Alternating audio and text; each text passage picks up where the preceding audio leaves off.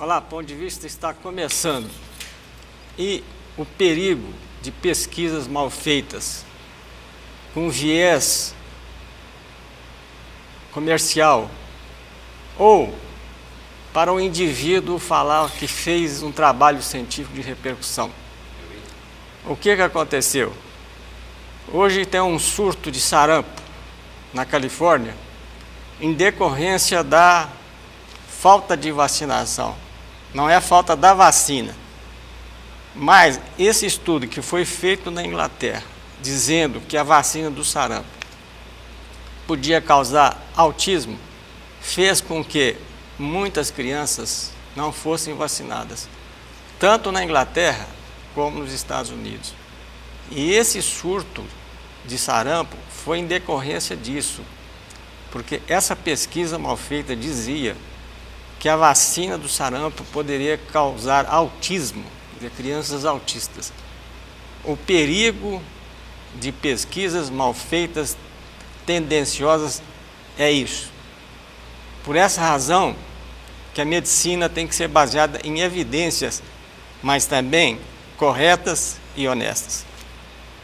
Mas nós vamos conversar hoje aqui com o Dr. Sérgio Murilo Barcelos Correia, que é oftalmologista do Oftalmo Center, competente oftalmologista, principalmente no setor de retina. Bom dia, Sérgio Murilo. Bom dia, Dr. Hamid. É um prazer estar aqui falando com o senhor. Sérgio, retina, do ponto de vista etimológico, quer dizer rede. É uma rede vascularizada e de receptores nervosos. Por que essa aí, ela tem riqueza, tanto em nervo como em vaso? Ela é o centro? Principalmente nós retinólogos dizemos que é a área mais importante da visão, porque na verdade enxergamos com a retina. E a retina é constituída de uma rede complexa de tecido, principalmente tecido nervoso, uma quantidade de células nervosas especializadas em captar a luz, transformar a luz num estímulo nervoso, para que seja repassada ao sistema nervoso central. Então, por isso até que não existe transplante de retina, pela complexidade que tem a retina, com células altamente especializadas, e acredita-se que vai demorar ainda séculos para chegar a esse ponto, pela alta complexidade da retina. Eu sei que você iria chegar na frente, se não tem jeito de transplantar, mas com células-tronco pode haver transplante de células, mas isso não é para hoje não, né? Não. Células-troncos, basicamente, praticamente em toda a medicina, está em nível de pesquisa. Nós não temos quase nenhuma aplicação prática ainda, né, das tão faladas células-tronco, tão esperadas células-tronco. Não, mas eu disse que isso é uma previsão futurista. É por causa da complexidade. Exato. Bom, é um órgão que é rico em terminações nervosas e na vascularização também. Sim, a retina tem uma vascularização muito complexa. Por quê? Porque é um tecido que tem uma atividade metabólica, consome muito nutriente e oxigênio. Então, existe uma camada nutridora da retina que precisa de uma circulação intensa de sangue passando a todo momento, trazendo nutrientes e oxigênio e removendo os detritos desse metabolismo. Então, é comparável, por exemplo, ao córtex renal, o fluxo sanguíneo, não só da retina, mas de uma outra camada chamada coroide, que nutre a retina indiretamente. A coroide vem na frente? A coroide está abaixo da retina, está mais próxima da parede do que do centro do olho. E por que chama coroide, Sérgio? Ela é dura? É mais resistente? Resistente e tem uma circulação muito intensa. é a passagem de sangue. Claro que a coroide não é só nutridora da retina, ela contém também pigmentos que colaboram na formação da câmara escura do olho. Porque quando o olho é muito claro e tem pouco pigmento, a luz que chega ao fundo do olho tende a refletir. Se o fundo do olho é escuro, aquela luz que não é absorvida pela retina é absorvida pelo pigmento. Então não dá distúrbio de intolerância à luz, principalmente as pessoas morenas que têm uma pigmentação mais acentuada. O inverso é verdadeiro? Quer dizer, o moreno, quer dizer, aquele que tem olhos claros, existe uma diferença no sentido de fisiopatologia que eu estou perguntando. Também. Não de beleza, não. Claro. Primeiro, quem tem olho claro tem mais intolerância à luz, porque tem menos pigmento. Segundo, existe também as patologias mais comuns nos olhos claros do que nos olhos escuros. Por exemplo, a degeneração macular, que é muito mais comum, logicamente, nas pessoas acima de 60 anos, mas nos descendentes europeus. Os brancos estão mais predispostos a ter essa doença tão frequente do idoso do que os morenos, os asiáticos, os indígenas. Puxa, alguns levam vantagem em alguma coisa pelo menos, né? Porque o olho azul, o olho mais bonito, ele paga um tributo a isso. Acaba pagando. Assim como em muitas outras doenças, né? Por exemplo, a anemia falciforme, que compromete mais a raça negra, mas, por outro lado, tem um benefício, que é muito mais resistente à malária do que os outros. Exatamente. Existe um equilíbrio, né? Na verdade, tem esse equilíbrio, né? Ninguém tem uma vantagem total em tudo.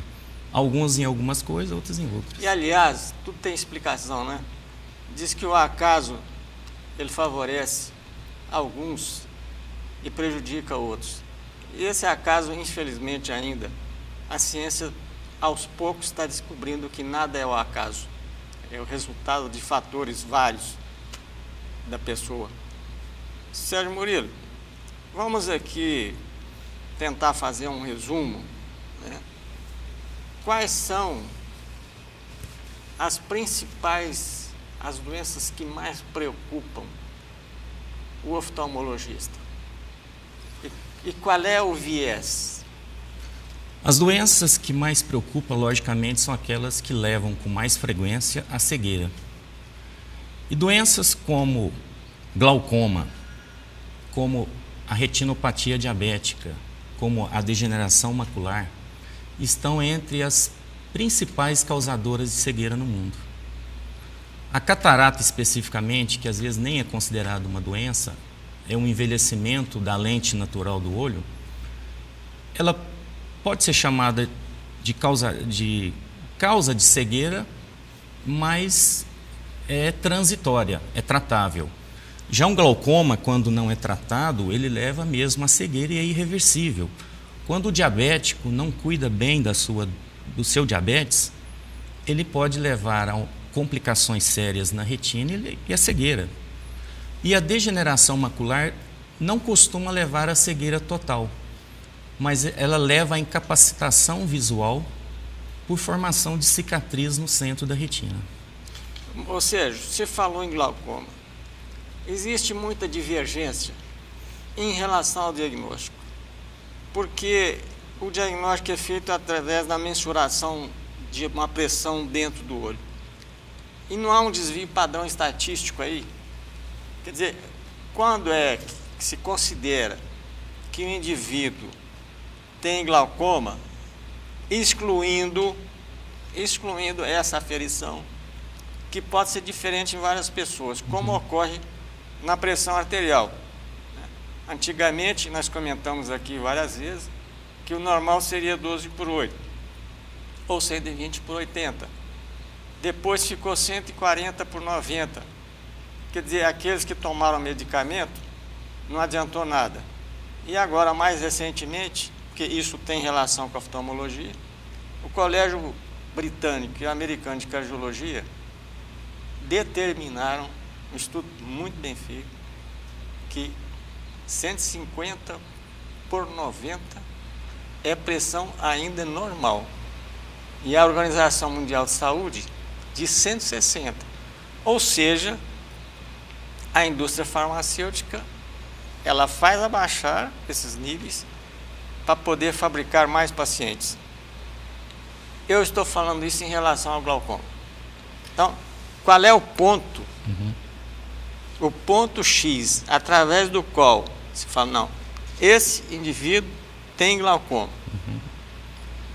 Na verdade, o glaucoma não pode ser diagnosticado só pela aferição da pressão ocular.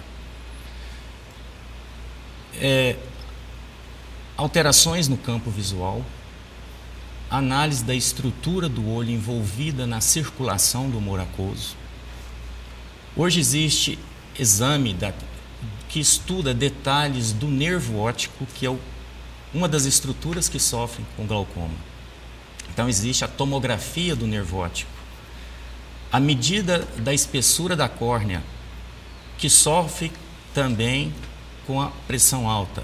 Então é um conjunto de alterações a serem pesquisadas para que se chegue ao diagnóstico. E não mais como antigamente, só a medida da pressão levaria ao diagnóstico de glaucoma. Pois é, Sérgio, mas aí que está o problema. A aferição é o caminho inicial. Vamos supor, se for de 22 a 18, não há um desvio padrão. Um desvio, porque pode ser 26 e está normal. Porque isso não induz também a pesquisa com outras técnicas, outros aparelhos, e às vezes pode encarecer, né, para o paciente. Então a pergunta é o seguinte: qual é o limite assim mais razoável para fazer uma pesquisa? Sim, o limite mais razoável, sim, padrão, poderia se considerar uma pressão intraocular normal de 10 a 18 milímetros de mercúrio. Porém, durante a consulta oftalmológica, se o oftalmologista encontra uma alteração no nervo óptico chamada de escavação aumentada, ou ainda precisa levar em consideração algo importante, que é o histórico familiar. Levar em consideração a idade do paciente, para que se possa fazer o diagnóstico do glaucoma mais comum, que é o glaucoma crônico simples. Mas existem vários tipos de glaucoma. Existem glaucomas secundários ao uso, por exemplo, de corticoides. Você tocou no assunto agora que nós precisamos passar isso a limpo, porque existem estudos, uso muito corticoide, estudos mostrando que não é assim como o pessoal fala, que primeiro tem que ser dose alta e prolongada, mas o entendimento é o inverso, porque dose alta e prolongada é em poucas condições patológicas que a gente usa. Mas qual é o seu limite?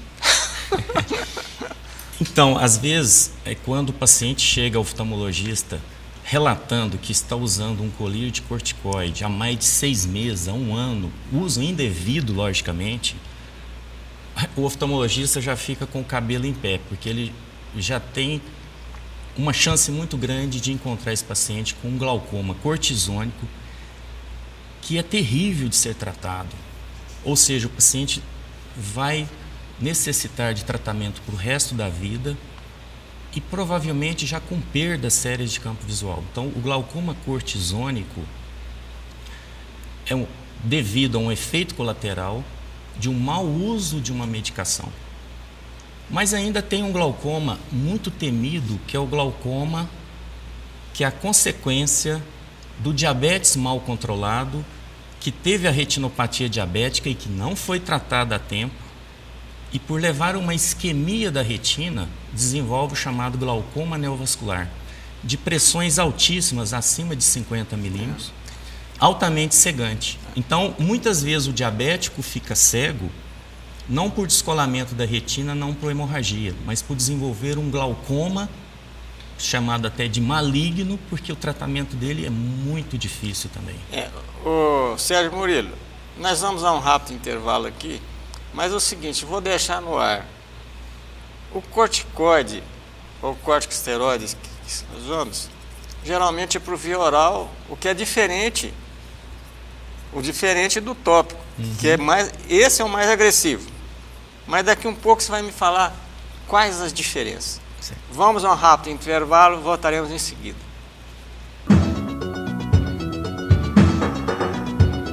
Apoio Cultural Unimed. O melhor plano de saúde é viver. O segundo melhor é Unimed.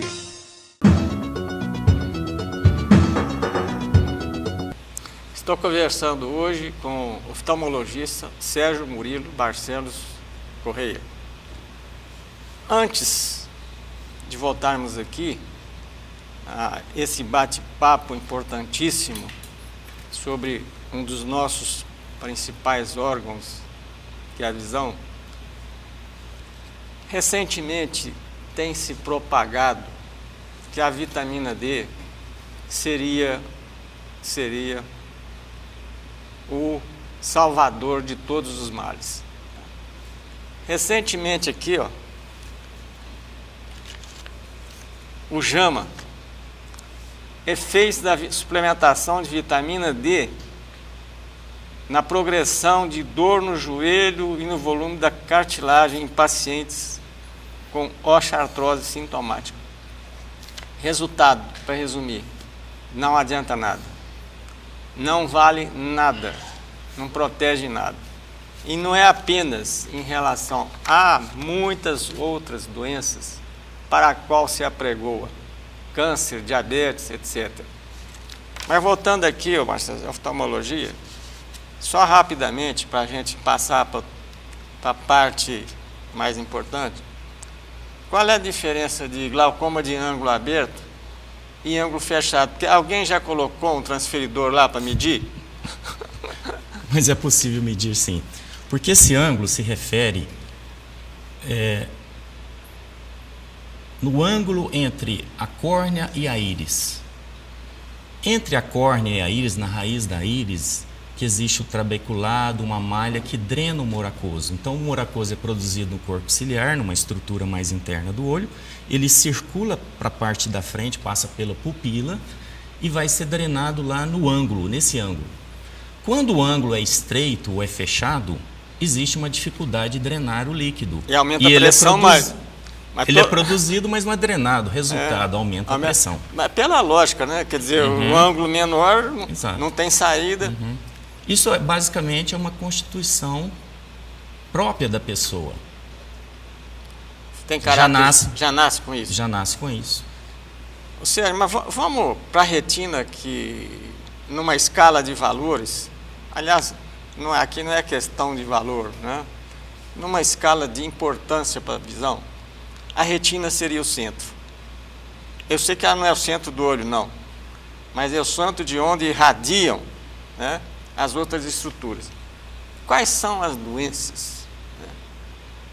Quais são as doenças, vamos dizer, mais prevalentes? Prevalente em medicina seria mais frequente. Frequente é o termo errado, é prevalente, aquela que dá mais, compreende? Qual a doença mais prevalente da retina? A mais prevalente da retina é a retinopatia diabética. O diabetes. Isso, pela grande quantidade de diabéticos que existe na população e principalmente pela dificuldade em controlar o diabetes. Como a hiperglicemia ataca a parede dos capilares, dos vasos, de todos os órgãos, como a retina, como o senhor disse inicialmente, ela é ricamente vascularizada, então esses pequenos vasos da retina vêm sofrer com a hiperglicemia crônica não controlada. E tem um detalhe importante, que nos primeiros anos de diabetes não se percebe essas alterações microscópicas. Vasculares e também nervosas também. Também. Então, mas na retina, principalmente vascular. Vascular. As células nervosas da retina vão sofrer em consequência da isquemia pelo ataque aos vasos, que vão sofrer obstruções, estrangulamentos, proliferação de novos vasos anormais. Então, a retinopatia diabética é o que mais leva o paciente ao consultório do retinólogo. Em segundo lugar, as consequências da hipertensão arterial. Não exatamente a retinopatia hipertensiva, mas as complicações da retinopatia hipertensiva, que são as tromboses, as obstruções vasculares no fundo do olho. A gente está falando da retina, mas é um órgão como qualquer outro, que, por exemplo, como o coração, os rins e o cérebro sofrem com essas doenças sistêmicas, o olho sofre ao mesmo tempo. A vantagem de abordar o olho, porque a gente consegue examinar o fundo do olho, a retina, a gente chama de in vivo, né? Você não precisa invadir o órgão, você não precisa fazer uma biópsia, não precisa fazer uma tomografia, uma radiografia, para saber o que está acontecendo lá na retina. Outros órgãos você precisa ter essa abordagem laboratorial com um exame complementar. Como dizem, os olhos são a janela da alma, né? E o fundo do olho é a janela do corpo, onde a gente pode fazer um exame de fundo de olho, observar diretamente essa vascularização, o que está acontecendo com os vasos da retina naquele determinado momento. E eles ocorrem precocemente antes das manifestações periféricas ou não? Podem. Muitas vezes, o paciente tem um diagnóstico de diabetes ao fazer uma consulta oftalmológica. Ele foi lá porque a visão estava embaçada, porque a retina estava inchada ou com hemorragia, e ele não saberia que tem o diabetes. Então, a partir daí, ele é encaminhado para o especialista, vai tratar, descobrir o seu diabetes e tratar.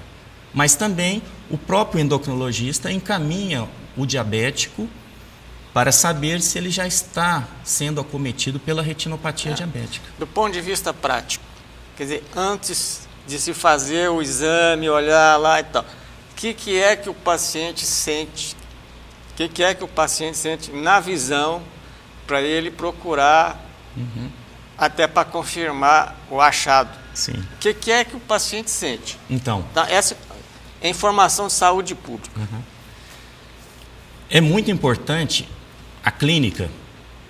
O retinólogo trabalha muito com a história clínica. Muitas vezes, quando o paciente, antes de ser examinado, a gente tem uma chance muito grande já de ter o diagnóstico pelas informações que ele traz. A primeira queixa dele é um embaçamento visual.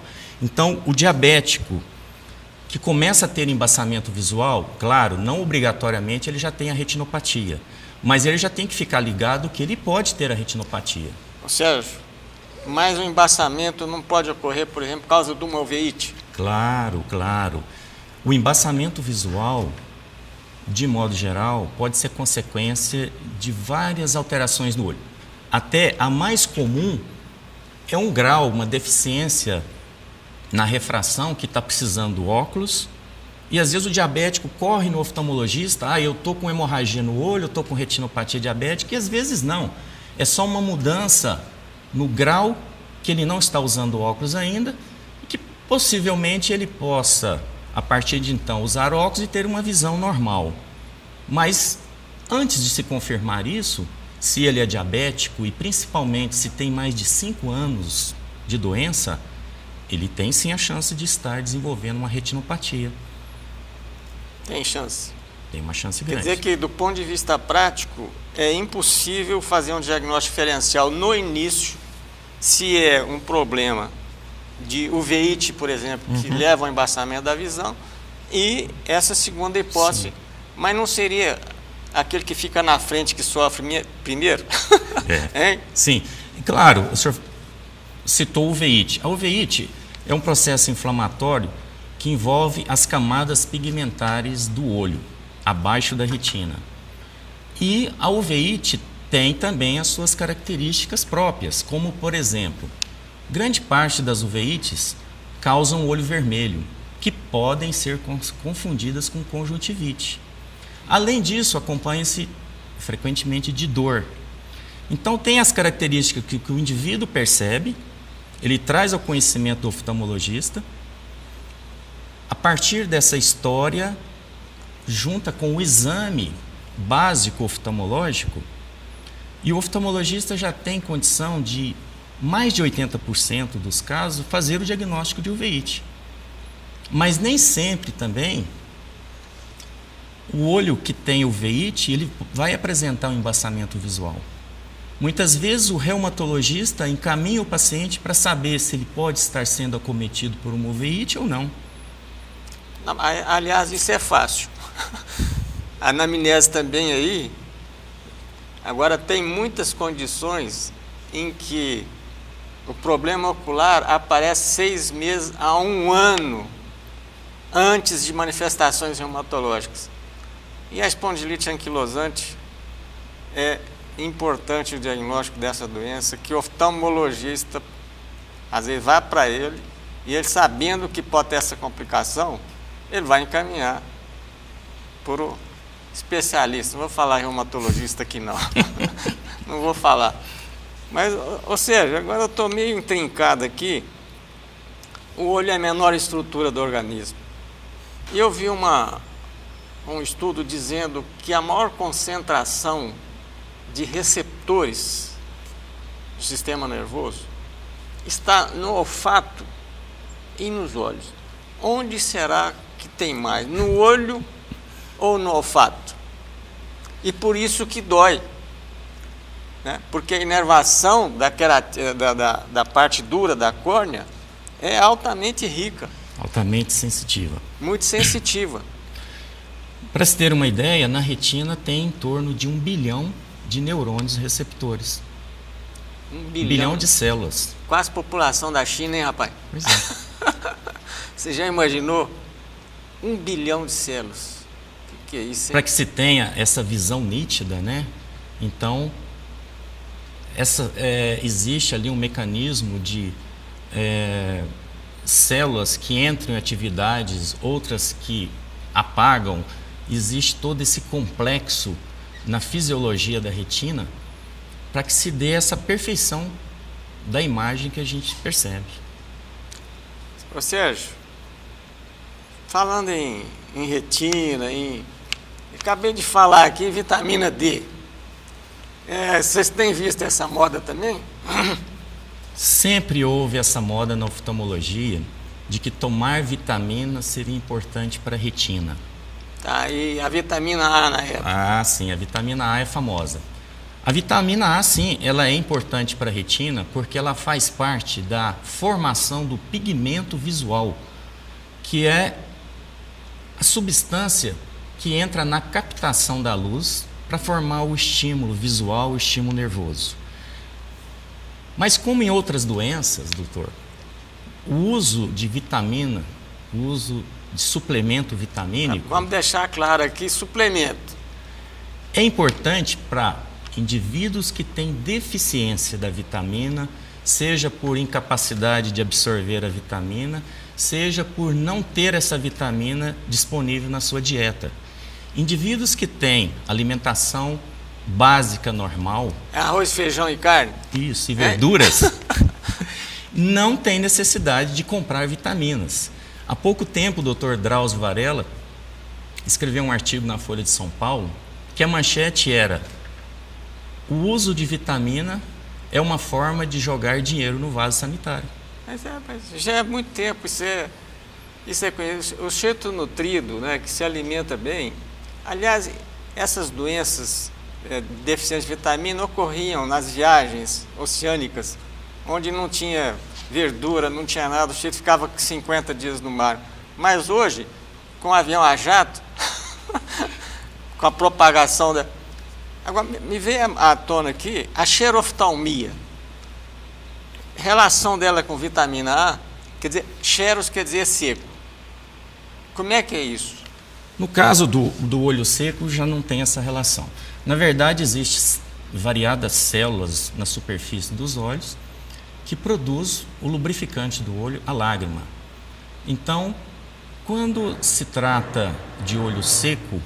Pois é, não, deixa eu explicar a pergunta aqui. A xeroftalmia, quer dizer, alguma coisa endurece. Esse endurecimento não tem nada a ver com a retina. Não. No por caso, a cegueira noturna... A cegueira noturna? Cegueira noturna tem a ver. E a deficiência de vitamina A, que pode sim causar cegueira, por indivíduos que não têm a sua disponível na sua nutrição. E o excesso de vitamina A? Esse é o excesso. O excesso é doentio também. Sim. Quem trabalha com retina, que faz exame de fundo de olho, pode dar uma pequena colaboração na hipervitaminose A, quando o indivíduo apresenta pseudotumor cerebral, onde ele desenvolve edema do nervo óptico. Então, o papiledema, que lá o nervo óptico no fundo do olho se apresenta edemaciado, isso pode estar relacionado com uma hipertensão intracraniana, mas pode fazer parte de um quadro chamado pseudoedema, pseudotumor cerebral, que pode estar relacionado com a hipervitaminose A. Então, aqui existe um conselho do Dr. Sérgio de caráter prático. Não há necessidade de tomar vitaminas para não correr esse perigo. Doutor, eu tenho um caso na minha família, no meu primeiro filho, aquela preocupação que não está alimentando bem, então vão dar vitamina para complementar. E ele teve uma hipervitaminose A com pseudotumor, com edema de papila. Então esse excesso de cuidado às vezes é perigoso. Não. Esse programa aqui visa saúde pública. Quer dizer, não é só o que faz bem, não, mas também o pior é o que faz mal. O pior é o que faz mal. Ou seja, ainda em relação à retina, tem muita relação com a reumatologia. Nós temos o lúpus eritematoso e temos as vasculites cerebrais. Uma delas é a arterite temporal. A arterite temporal é uma inflamação dessa artéria aqui, chama temporal porque são têmporas aqui, onde a pessoa vai ficando mais velha, né? Têmporas. Existe um ramo da artéria temporal que vai direto na retina. Ou é indireto? Indireto, né? Indireto, tá. E aí produz um termo aqui meio complicado, chamado amaurose fugaz, ou cegueira transitória. Por que é transitória? É claro, de pouca duração, provavelmente por um fluxo maior. Mas tem alguma outra explicação? A arterite temporal, o processo que leva à arterite pode levar a um acometimento do nervo óptico e pode levar a uma isquemia do nervo óptico, um edema e isquemia do nervo óptico, mas no caso levando uma neuropatia óptica certo. Isquêmica que se relaciona, ela pode ser arterítica quando está relacionada com arterite temporal. Agora, a amarose fugaz, ela está relacionada mais frequentemente com fluxo sanguíneo cerebral na área do córtex visual, na área do cérebro responsável pela visão. Quer dizer que não é direto na retina, no vaso que chega lá. Mas não existe, tem esse que central, da artéria que irriga essa parte do cérebro. Mas independente disso, quer dizer, existe essa outra condição de um espasmo da artéria retiniana decorrente de uma artéria temporal, de um espasmo. O espasmo seria indireto, pelo o edema do nervo óptico comprimindo... Comprimir o vaso. Isso, exatamente. Comprimir o vaso. Porque o vaso, tanto a veia central da retina quanto a artéria central da retina, passam dentro do nervo óptico. Se o nervo óptico sofre um processo de edema, ele pode comprimir esses vasos, pode levar a uma trombose, que pode ser permanente ou temporária. Certo. Agora, no caso do achado oftalmológico, o pessoal falava mancha algodonosa. Só que depois mudou para corpo citoide. Por quê? Por que essa continua? É correto falar manchas algodonosas? Sim, é correto, porque é o aspecto da alteração visualizada no exame do fundo do olho. Uma manchinha tipo uma mancha de algodão. Que na verdade seria já foi considerado uma degeneração citoide das células. Mas esse corpo citoide, ele teve um emprego maior na época da retinopatia do HIV. Mas em relação às outras vasculopatias da retina, praticamente não é mais empregado. Continua assim, por exemplo, na retinopatia diabética, o exudato algodonoso, a mancha algodonosa, ela se torna mais evidente e denuncia aquele momento que o diabetes é mal controlado. Mas pode ser por lúpus também, né, Sérgio? Também. Pois é, mas tem, do ponto de vista de oftalmoscopia, Sim. você tem alguma diferença, vamos dizer, anatômica entre a do lúpus e a outra? Sim. Existem vários detalhes que caracterizam mais aproximadamente uma retinopatia e outra. No caso da vasculite, do acometimento da retina pelo lúpus, além das manchas algodonosas, podem surgir hemorragias na retina, alterações da característica dos vasos, o edema macular. Não é uma retinopatia bem característica que o oftalmologista examina o fundo do olho e fala, isso é lúpus. Não é bem assim. Não é tão específico. Já a retinopatia diabética, ela já tem característica, uma série de características que quase dá a certeza do diagnóstico. A diplopia, que é a visão dupla, ela se centra mais em qual condição patológica do olho? A diplopia não seria também um problema vascular? Não, no caso da diplopia... Enxergar duplo, quer dizer? A gente normalmente enxerga uma única imagem com os dois olhos porque os dois olhos estão focados no mesmo ponto. Mesmo local. E o que faz os olhos focarem no mesmo ponto são os músculos que comandam o movimento dos olhos. Quando, por algum motivo, o músculo é mais curto ou a inervação desse músculo sofre por alguma doença, um dos olhos não consegue se posicionar na mesma direção daquela que o outro está olhando. Então, um olho se direciona para um ponto e o outro não consegue e o direciona por um ponto ao lado. Aí vem a visão dupla. As neuropatias são causas de diplopia por afetar os nervos que comandam esses músculos. E no caso aí, qual é a causa das neuropatias? Por exemplo, o diabetes. O diabetes, sempre. De uma certa forma, as degenerações que afetam o sistema nervoso central também. Então, qualquer patologia degenerativa ou não, que afeta o sistema nervoso, que afetam os nervos, podem se envolver numa diplopia indiretamente. Vamos explicar. Degeneração, em medicina, é um processo regressivo. Quer dizer, vai para trás, não é proliferativo de algum tecido. Agora, Sérgio, por que existe essa degeneração? Qual é a causa dessa degeneração? Porque existe degeneração, por exemplo, nas articulações, né? Aqui nós sabemos mais ou menos que é um processo autoimune. Aí seria autoimune ou não? Não.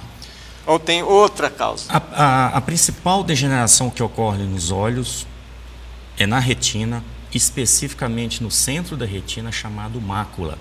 A degeneração macular ocorre por estresse metabólico das células, que tem uma atividade metabólica a vida toda, e geneticamente o indivíduo pode ter deficiências de enzima dentro dessas células, que, para entender melhor, a célula recebe nutriente e oxigênio, faz o metabolismo e tem que jogar o lixo fora.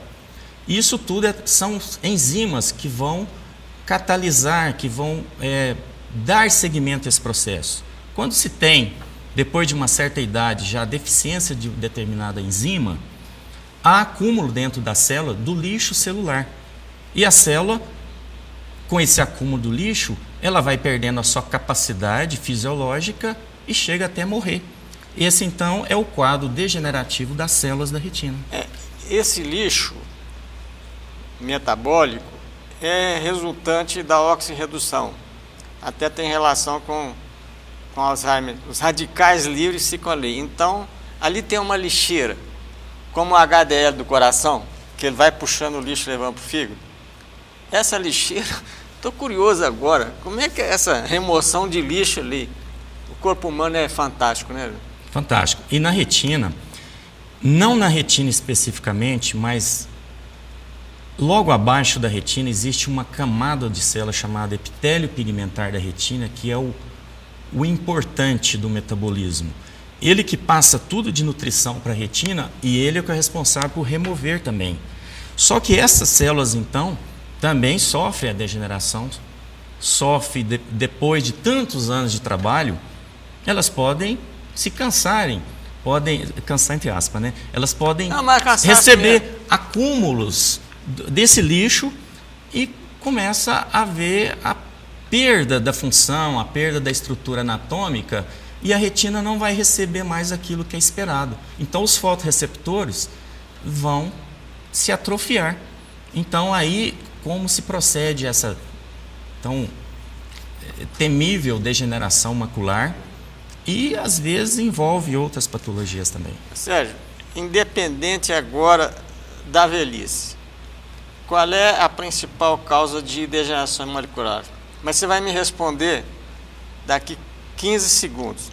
E também, embutido nessa pergunta, essa aplicação de injeção tem exageros nisso ou não? Vamos a um rápido intervalo, voltaremos em seguida. Apoio Cultural Unimed. O melhor plano de saúde é viver. O segundo melhor é Unimed.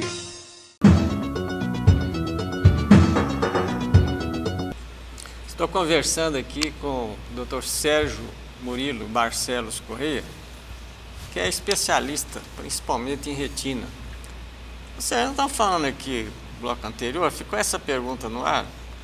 Nessa degeneração macular da mancha, que é uma mancha mesmo, mas é uma mancha fisiológica, né? Importante. Porque quando você fala mancha, acha que é alguma coisa errada. Essa degeneração macular se utiliza, seria um vasodilatador, né? O Avastin. Ele aumenta a circulação ali ou não? Não. E por que, agora, em consequência, existe ou não um exagero dessa aplicação? Exagero no sentido assim, exagero de negativo. Então, a degeneração macular, ela é dividida em dois tipos de degeneração. Basicamente, uma seca e a úmida. A seca basicamente não tem tratamento. É uma mancha atrófica, onde as células perderam a vitalidade, degeneraram, não funciona, então já forma-se diretamente uma cicatriz. Não há oportunidade de tratamento. Essa não. Ela é mais frequente do que a úmida. Já a úmida, por que úmida? Existe o crescimento de uma rede vascular abaixo da retina, de vasos incompetentes, anormais, que deixam extravasar líquido, plasma do sangue e às vezes sangram. Então, por isso ela é chamada de úmida, excesso de água, excesso de líquido. Seria um vazamento de água. É um vazamento que não deveria acontecer. Nessa seca aí agora pior, hein? Mas no olho aqui não tem nada a ver. E nesse caso tem a indicação do tratamento. O tratamento, ele não é muito antigo, ele é recente. E o tratamento não tem muitas opções. A droga específica para tratar tem mais ou menos uns 5 a 8 anos que surgiu no mercado. Um laboratório americano desenvolveu... Foi ao acaso, parece. Ao acaso, a partir de um medicamento para tratar câncer do intestino. E aí ele entrou no mercado como a única droga no mundo para tratar essa doença, que tem uma incidência muito grande na população idosa. E ele colocou o preço que ele achou justo e, infelizmente, um preço elevado. Com isso, trouxe grande dificuldade para os convênios, grande dificuldade para a saúde pública, porque o gasto com esse tratamento é muito elevado. Então, muitas vezes, os convênios, os gestores públicos ficam em situações difíceis, assustados com o valor do tratamento. E o tratamento deve ser por injeções seguidas, mensais, até que seque aquele vazamento que ocorre. Só que nem todos os pacientes respondem da mesma forma. Existem pacientes que 3 aplicações resolvem fica bem tratado, principalmente quando se descobre a lesão no início, uma lesão pequena. Só interrompendo um pouquinho.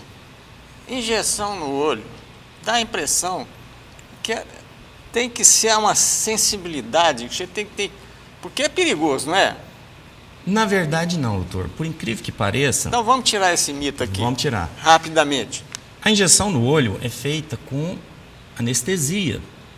Inicia com um colírio anestésico, anestesia toda a superfície do olho e depois, no local da aplicação, injeta uma pequena quantidade de anestésico, ou seja, onde aquela microagulhinha vai passar, penetrar no olho, normalmente está anestesiado. Então, o desconforto é mínimo. A grande maioria dos pacientes relatam, não, isso é muito mais simples do que tomar uma injeção intramuscular ou na veia. Claro que esse mito de tomar uma injeção no olho assusta. E normalmente a gente observa que o paciente, no dia ou na noite anterior à sua primeira aplicação, ele fica muito estressado, não dorme, chega no consultório, faz a aplicação e ele fala: doutor, não acredito que eu sofri tanto por uma coisa tão simples, que eu não senti praticamente nada. Você fala sofreu antecipadamente. Antecipadamente. Ele perde o sono pensando, vou tomar uma injeção no olho, mas na verdade é simples. E para quem realiza, que está acostumado, é muito simples. Tão mais simples do que aplicar um medicamento na veia. Você falou uma coisa importante, quem está acostumado. Quer dizer, tem que ter experiência. Sim, e normalmente quem faz a aplicação intraocular para tratar a retina é o especialista em retina. Claro que não é de um dia para outro que vai começar a fazer, mas para quem, por exemplo, faz cirurgia intraocular, cirurgia de retina, comparado com procedimentos de cirurgias da retina, é um procedimento extremamente simples. Sérgio, pelo que você falou aí, quer dizer que esse Avastin, não tem outro, a gente pode falar o comercial aqui, ele seria um vasoconstritor? Não, na verdade... Porque foi usado no câncer por ser vasoconstritor, para eliminar a circulação ali e matar o tumor. Na verdade, ele não é só um vasoconstritor, ele leva à atrofia vascular. Então, como que ele leva à atrofia? Ele vai inibir fatores de crescimento vascular. Então, tanto ele não permite crescer novas veias, novos vasos, como aqueles anormais que cresceram, eles atrofiam porque eles são mantidos pelos fatores vasoproliferativos. Então, é um anticorpo que vai atuar... É um anticorpo? É um anticorpo que vai atuar inibindo o crescimento vascular. Então, existem os tecidos, os vasos sanguíneos, eles desenvolvem por fatores vasoproliferativos. Então, quando a gente usa um medicamento vasoinibidor de crescimento vascular, a gente consegue atrofia. Por isso, aquela rede vascular que cresce embaixo da retina vai atrofiar, vai cessar aquele extravasamento de líquido e sangue e cicatrizar aquela lesão do centro da retina. Existe aí um paralelismo com o anti-inflamatório. Quer dizer, o anti-inflamatório ele evita a inflamação. E no caso aí é a mesma coisa, só que está inibindo outra coisa. Isso. Fora isso... Uma coisa que o senhor falou sobre possível aplicação excessiva do medicamento. Então, às vezes, o paciente necessita de 3 aplicações. Mas o mais comum é necessitar de 5, às vezes de 7 aplicações mensais para se completar o tratamento. Mas existe um fator agravante que, após tratar dessa lesão e seca, uma certa porcentagem dos pacientes, a lesão volta a crescer. Então, é necessário, depois de completado o tratamento, realizar um monitoramento mensal ou bimensal desses pacientes, porque no momento que volta a crescer a lesão, reiniciam as aplicações. E não é raro caso de pacientes precisarem de 12 aplicações e até 24 aplicações, por causa da teimosia dessa lesão retornar a crescer e a prejudicar a retina. Você falou, Sérgio, que é uma degeneração macular relacionada com a idade. Existem outras degenerações não relacionadas com a idade? E quais são? Quer dizer, pode ocorrer isso em jovem? Normalmente não ocorre em jovem. Não, assim, como exceção. Sim. Qual seria a causa? O jovem, no caso, seria casos raros de faixa dos 40 anos, 50 anos acontecer essa lesão, mas é muito raro. Uma lesão semelhante no jovem mesmo ocorre chamada retinosquise juvenil. Complicado, mas nesse caso é muito raro. Então, do dia a dia mesmo que afeta a população de modo geral é da pessoa acima dos 60 anos. Por isso, relacionada à idade. Antigamente conhecida como senil, mas esse termo foi abandonado por causa de algum estigma, mais adequado seria relacionado à idade. Sérgio Murilo, nós estamos falando aqui em vascularização, em oclusão, etc. No caso de trombose, já é o contrário. Uma trombose de pequenos vasos da retina. A utilização aí de aspirina funcionaria? Ou antes tem que saber por que ocorreu essa trombose e o que ocorre no cérebro? Trombose vascular. Pode existir trombose dentro daqueles vasinhos pequenos? Na retina, infelizmente, a trombose é comum. Mas a trombose mais frequente que acontece no fundo do olho, ela está relacionada à hipertensão arterial sistêmica crônica. Porque a hipertensão atua na parede das artérias, espessando essa parede, diminuindo o canalzinho de passagem do sangue. E no fundo do olho, é frequente uma artéria cruzar com uma veia. E nesse local a artéria comprime a veia e aí desenvolve a trombose, que é o segundo quadro mais comum de retina na população. Então, em consequência da hipertensão arterial, que é a principal doença do ser humano, você tem uma incidência muito grande de tromboses no fundo do olho, principalmente naquelas pessoas que não controlaram a sua hipertensão por vários anos. Então, a trombose leva um represamento numa determinada região, no setor da retina, com hemorragias, que pode afetar o centro, lá a mácula, causando um edema, um inchaço e, consequentemente, embaçamento visual. Não é raro o indivíduo procurar o oftalmologista com embaçamento visual e ele já vai contando que doença que tem, uma metade do campo visual está escura e volta àquilo que eu falei para o senhor. A história do paciente, muitas vezes, já antes de examinar, já nos dá o diagnóstico. Sérgio Murilo, nós estamos aqui já no fim do programa. Você tem 30 segundos. Eu sei que o tempo é curto. Qual é o conselho que você dá para a população para prevenir doenças da retina? 30 segundos. Uma vez que tem qualquer embaçamento na visão, não usar medicamentos caseiros, procurar a consulta oftalmológica. 90% dos casos é necessidade de óculos, mas os outros 10% pode ser uma doença do fundo do olho, pode ser uma catarata, pode ser um glaucoma. E não é aconselhável simplesmente ir ao camelô e comprar óculos porque acha que está com as vistas cansadas após os 40 anos. Aqueles óculos não faz mal para os olhos, porém, perde-se a oportunidade de diagnosticar uma doença porque está com um incômodo na visão e deixou de procurar a consulta médica. Sérgio, muito obrigado aqui pela entrevista, foi de grande utilidade para a saúde pública e para outras pessoas também. Então, muito obrigado, até uma próxima oportunidade. Obrigado, Elton. Então, até a próxima quinta-feira, do ponto de vista medicina. Até lá.